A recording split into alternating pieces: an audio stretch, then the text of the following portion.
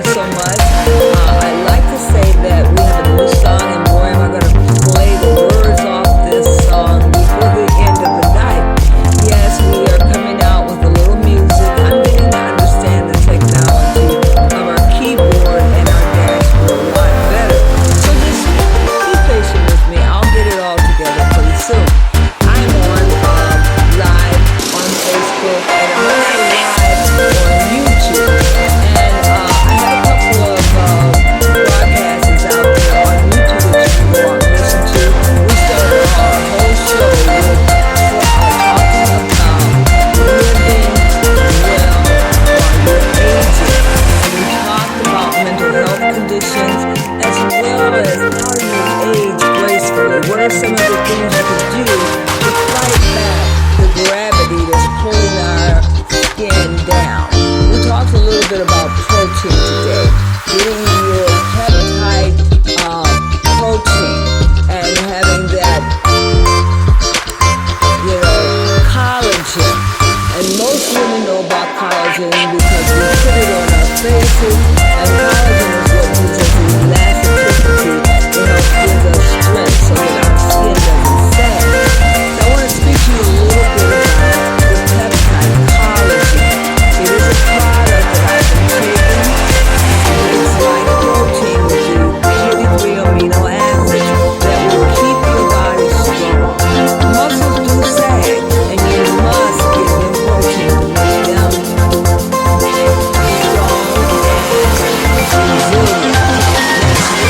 As you look at society, there are more elderly people on the planet today.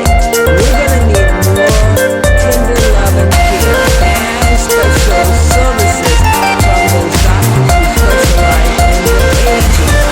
Now, some women, they don't want to tell their age and they don't want to discuss it.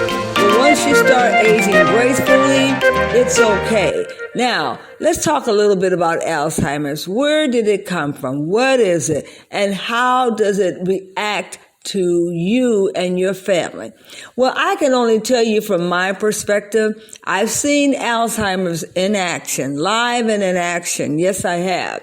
And while observing it, I saw that there can be a little denial. Most people who are going through the Alzheimer's phase will deny that they ever lost their memory and will tell you they can always remember everything that happened a zillion years ago, but you ask them about something that happened just a few seconds ago, they don't have a clue. And that is a prime example of someone suffering from short-term memory lapse opposed to long-term memory lapse, where they can remember everything that happened in the heyday, but they can't remember just what happened yesterday. Now, I don't want you to get angry at these poor souls. I want you to take some time out to get to know their routine, to get to look at their patterns and consistency, and then begin to jot down some notes so that you will remember how they reacted under certain circumstances. You will have to take your loved ones to a doctor to get a diagnosis, of course, in order for the doctor to prescribe medicine, psychotropic medicine. Excuse me.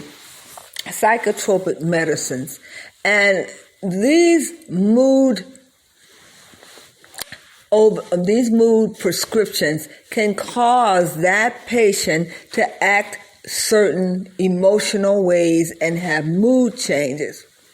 But we still want to make sure that we keep those loved ones close to us. We want to make sure we monitor them.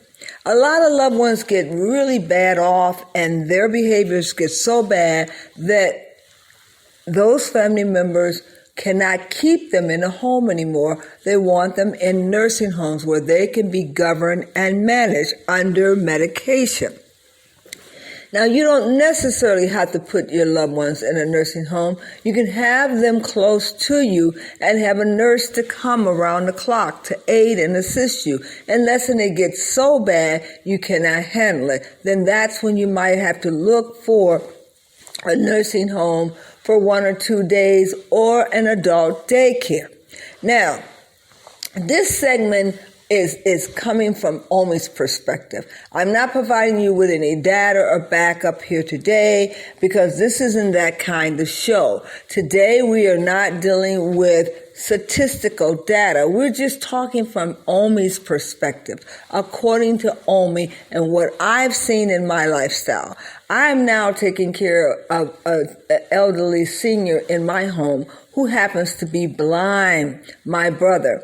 And as you know, I have gone through the battle of working with two of my family members at least who were blind, but four of them went blind. Four of my older siblings. So you can imagine them having to learn to walk all over again and to function all over again.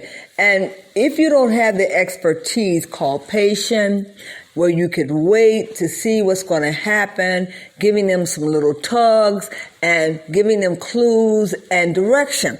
It could be rather difficult if you're not trained and if you don't have patience, because when someone's learning to see at the age of 80, they weren't always blind, so it becomes a little difficult. So that's going to require a lot of patience from you. No, not to mention those who might be blind and carry the diagnosis of Alzheimer as well.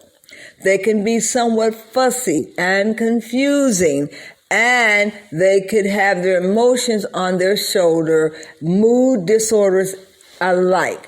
But I don't want you to think too hastily and ask the doctor, should you put your loved ones away because they now have been diagnosed with Alzheimer's, and should you put them in a nursing home? That's not for me to tell you. That's something that you're going to have a group talk with your whole family and your siblings together. Because 9 times out of 10, you can find that there may be 2 or 3 people in the family that goes along with you placing that person in a nursing home. But then you, on the other hand, you could have 4 or 5 others who don't want you to place them in a nursing home or her. So what am I saying? I am saying to you that you must have constant meetings and Zoom sessions and Skype sessions where you discuss the manner of problems that can occur from one person in the family, keeping and maintaining that client or maintaining that parent as a client who might not be as skilled and trained, but they are the closest thing to their mother. Now, you can't just say you're the closest, you do the work, you keep them. No, you're going to have to share in those responsibilities because they certainly require more than one person to step in to assist in a night bathroom trip or assist in putting them to bed, as well as putting their clothes on, dressing them, giving them toiletries, taking care of them with a bath. All these things have to be considered. Now, here's my case in point, and I'm sticking to it. One of the things you must do, you must have a third wheel in there, somebody that's neutral, that has no contributions to keeping your loved one, but can see things from all angles. That way you get their opinion to see if this is the best way to go.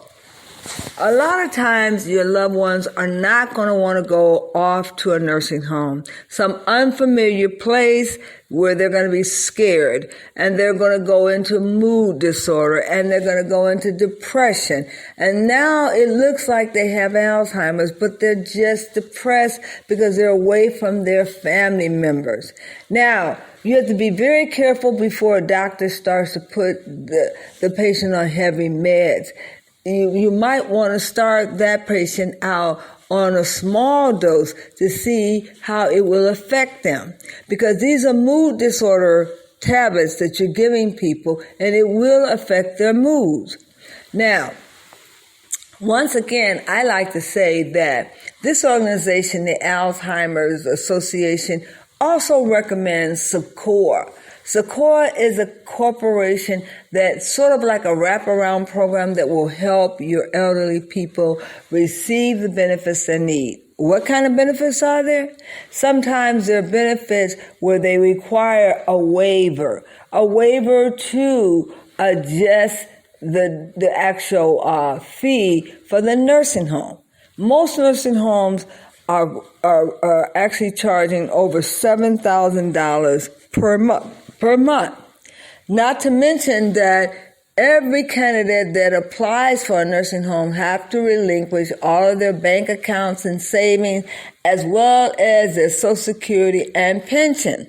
Not to mention that they're still going to require that $7,000 that comes from the waiver. That's an awfully lot of money that you could possibly take and buy and rent an apartment, bring someone in the family that can live with that person, and possibly be a caretaker, but also have a caretaker that come in around the clock from an agency. There's a lot of things you're going to have to think of in advance and lay down in concrete. I mean in concrete, because you have to have things ready to rock and roll. Because if you got a job to go to, it's just like having a child without a sitter. You can't leave the elderly person at home, nor in a car or anywhere else. They must be positioned with someone that can observe them and care for them while they're in their present.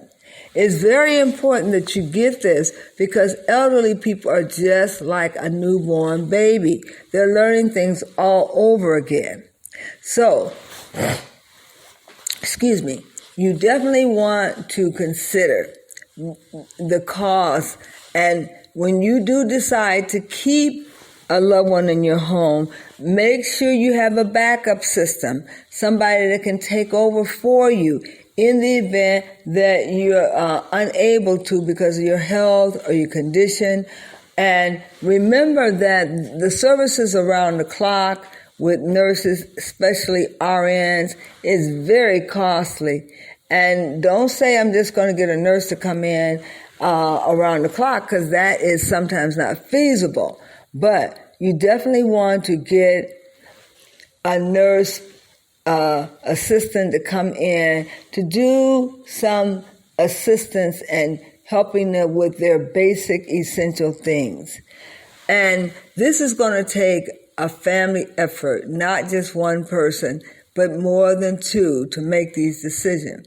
Now, I'm on the air rather late tonight, and we're not going to deter you, but we're going to send you over to the website to listen to our Facebook Live and see what we had to say this evening. We were much more bubbly and alive, and this is a week that I'll be celebrating Alzheimer's week, to stump out and to end Alzheimer's. And we want you to get in on the game, making sure that you go and get those matching funds from your corporation so they can match your funds. And also making sure that you do fundraisers, all kinds of interesting fundraisers to draw money to you so you can donate it to Alzheimer Association.